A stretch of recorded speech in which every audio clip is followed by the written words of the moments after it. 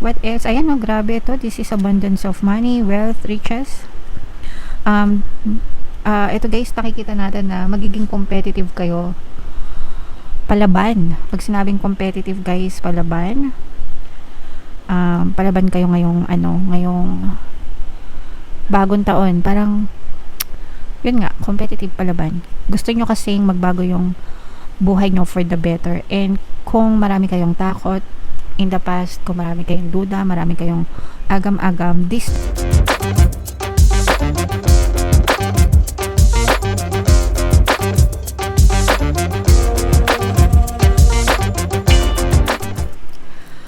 Hello guys, hello Taurus.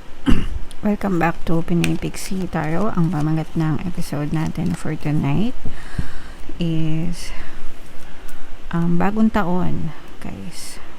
Titingnan natin yung energy nyo sa pagpasok ng bagong taon, Taurus. So, kung ano na lang yung makaresonate, guys, take that message kasi hindi lahat ng mensahe ay mag-resonate sa inyo. Unahin natin to guys. Ito yung mga angel messages para sa inyo. So, ito guys, this is a passive energy. Magpahinga. Mga kapiksi, although this is true naman guys kapag ka holiday season. So, kailangan nyo magpahinga para makapag-recharge kayo. Para pagpasok ng 2026, fully charged na kayo mga kapiksi and mas ganahan kayo, mas ma-motivate kayo. Kasi syempre, no, isang buong taon, inasikaso natin yung buhay natin, di ba? Naging responsible tayo, naging masipag tayo. So, deserve nyo naman guys na magpahinga, deserve nyo naman na makapag-recharge ng energy nyo mga kapiksi. Okay? And yung mga natutunan nyo guys, yung mga lessons no, na dala-dala ng 2025, magiging gabay nyo siya for 2026 para maiwasan nyo na yung mga sakit, yung mga hinaing, yung mga hinagpes sa puso nyo, para hindi na kayo magkamali, mga kapiksi. Okay? So, make sure na iwasan nyo na magkamali. Although, meron naman talagang times na dahil tao lang tayo, di ba? We really make mistakes. Pero, wag nyo nang ulitin. Kung alam nyo na nagkamali kayo, di ba? Wag nyo nang ulitin sa 2026, guys. Okay? And, ito'y paalala, no, na hindi lahat ng kumikinang ay ginto, no? Minsan, may mga tanso din na kumikinang. So, wag tayong maging judgmental. Wag tayong magbase lang sa mga pandabas na kaanyuan. Maging mapanuri sa lahat ng pagkakataon, sa lahat ng sitwasyon, yung mga tao, yung mga bagay, yung sitwasyon sa paligid natin. Kailangan maging careful kayo guys para hindi kayo maloko, kumbaga. Okay? Alright, so yan yung mga angel messages para sa inyo. So, shuffle natin to guys. Hanapin natin yung energy ng Taurus. Habang sinashuffle ko to, panoorin nyo muna yung video natin regarding sa ating paano mag-manifest ng abundance video course. Kapiksi, sawa ka na ba sa mga struggles at hirap sa buhay mo? Masipag ka ba at masikap sa buhay ngunit hindi ka pa rin umaasenso? Ilang beses ka na bang nag-attempt mag-negosyo at mag-invest pero palagi ka pa rin nalulugi? Sa pagkakataon na ito ay maaaring may subconscious beliefs ka na nagiging balakid sa iyong pag-unlad at pagyaman. Introducing, paano mag-manifest ng abundance video course. Dito ay matututunan mong ma-overcome ang mga balakid mo para tuluyan ka ng umunlad, umasenso, sumagana, maging matagumpay, successful at maswerte sa iyong kabuhayan, pera, trabaho, negosyo, salapi at kaperahan ng bonggang-bongga. Dali, mag-send na ng email sa pinoypixie@gmail.com at simulan na ang iyong pagyaman ngayon. Alright, so sa lahat ng gusto mag-avail ng course guys, mayroon tayong paano mag-manifest ng abundance video course, paano mawala ang third party at magkaroon ng harmonious na relationship, paano pabalikin si ex or vice breakup. Sa mga interesado guys, mag-send lang kayo ng email sa pinoypixie@gmail.com. And sa mga naghahanap ng pampaswerte na lucky charms o lucky bracelet, aventurine tsaka si train yung recommended ko guys, may makikita kayong mga link sa description box. So, Taurus, kayo ay represent ng King of Pentacles sa ating spread mga kapiksi. Pasensya na kayo, medyo mahina yung boses ko kasi ginupitan ko yung anak ko, napagod ako. So, yeah. Ako lang nagugupit ng buhok ng mga anak ko, guys. Anyway, so meron ditong presence ng another fire sign, Aries, Leo, Sagittarius. For some of you, may fire element kayo sa inyong natal chart, or you may be dealing with another fire sign. Ito guys, super ganda. These are brand new beginnings, mga kapiksi. For some of you, ready na kayo. Actually guys, I'm sensing yung readiness nyo para ngayong bagong taon, parang may mga plano kayo. And yung mga plano nyo guys, this is something that you love to do. Parang this time, pagbibigyan nyo yung sigaw ng puso nyo. Kung ano yung gusto nyo, kung ano yung gusto nyo gawin. Hindi nyo na ipagpapaliban. Kumbaga, hindi na kayo maghahanap ng excuse para ipagpaliban yung mga bagay na gusto nyo sa buhay, mga kapiksi. And you will take chances para sa mga bagong simula, sa mga bagong bagay na talagang nasa puso nyo, and susundin nyo kung ano laman ng puso nyo, mga kapiksi. Alright? And ito guys, no, this is your divine match. Finally, yung iba sa inyo, this will resonate sa mga kapiksi natin na single, guys, no.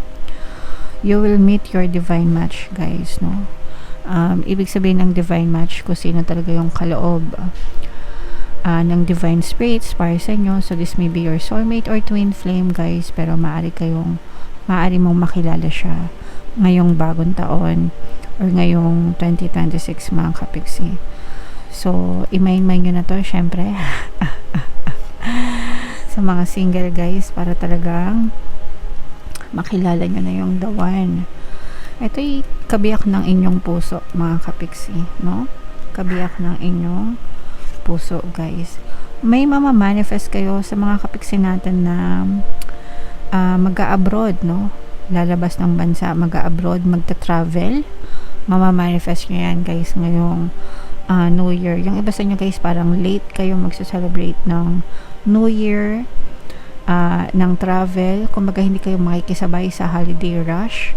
Kasi 'di ba, December, sobrang daming booking, sobrang daming flight, congested, parang ganyan. Parang ipagpapaliban nyo yung holiday season, and by January, yung iba sa inyo doon parang kayo magsisimulang mag-travel, mga kapiksi. So, mamamanifest nyo yan. And kung nagbabalik, yung iba sa inyo guys, parang nagbabalak din kayo na mag-apply sa abroad or mag-abroad para magtrabaho. So, mamamanifest nyo yan ngayong New Year, mga kapiksi, or ngayong bagong taon. Yung iba naman sa inyo guys, nagpaplanong magnegosyo, no? Nagpaplanong magnegosyo, pero yung business na gusto nyo, parang naghahanap pa kayo ng mga business partner, especially kung bago pa lang. Parang hindi nyo, parang gusto nyo na meron kayong kasosyo or katuwang, kasi parang iniisip nyo baka hindi nyo kayanin on your own, mga kapiksi. Okay? So, okay lang yan, guys. Planuhin yung mabuti para hindi kayo mabigla, guys. So, paghandaan. What else? Ayan, no, grabe ito. This is abundance of money, wealth, riches. Ito guys, nakikita natin na magiging competitive kayo. Palaban. Pag sinabing competitive guys, palaban. Palaban kayo ngayong bagong taon. Parang yun nga, competitive palaban. Gusto nyo kasing magbago yung buhay nyo for the better. And kung marami kayong takot in the past, kung marami kayong duda, marami kayong agam-agam, this time, ngayong 2026, parang mas magiging aggressive kayo. Parang mas may kusa kayo, mas may initiative kayo, no? Again, sabi ko nga, doing something that you love to do, 'di ba? Kung ano talaga yung gusto nyo. Kaya siguro lumalabas yung pagka-competitive nyo guys, kasi gusto nyo mag-succeed talaga, no? And hindi nyo palalampasin tong pagkakataon na to, kasi for some of you guys, parang na-realize nyo na marami na kayong panahon na nasayang, marami na kayong, yung iba parang sinasabi nyo sa sarili nyo na pinaglipasan na kayo ng panahon. So, babawi kayo ngayon, mga kapiksi.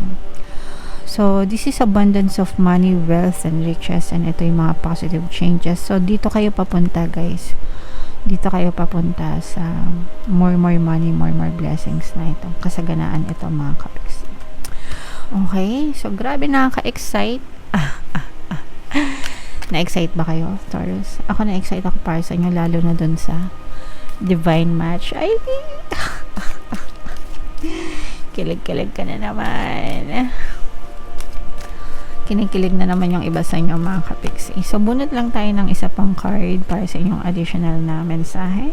Trust your intuition, guys, no? Sabi ko nga, kung anong nasa puso nyo, sundin nyo. Believe in yourself. Trust your intuition. Kung gusto nyo maging palaban, maging palaban. Kung gusto nyo maging competitive kayo. Huwag kayo matakot na sumubok ng mga bagong bagay. Nandyan nakasalalay ang success nyo, mga kapiksi. Okay? Alright, so i-mind nyo na, comment down below if naka-resonate kayo. Pakinggan nyo, guys. Abangan nyo sa December 31. Magre-release ako ng bagong subliminal, pampaswerte sa 2026, 8 p.m. December 31. Patugtugin nyo siya. Mga kapiksi, habang naghihiwala yung taon para talagang ma-attract nyo yung swerte sa bagong taon, guys. Okay? Alright. Happy New Year, guys. Happy 2026 sa inyong lahat. Ito yung ating 2026 kapalaran. Ito naman yung ating success stories ng paano mag-manifest ng abundance video course. Click here to subscribe, guys. Thank you for liking, sharing, and subscribing. See you next time. I love you all. Have a nice day. Bye-bye.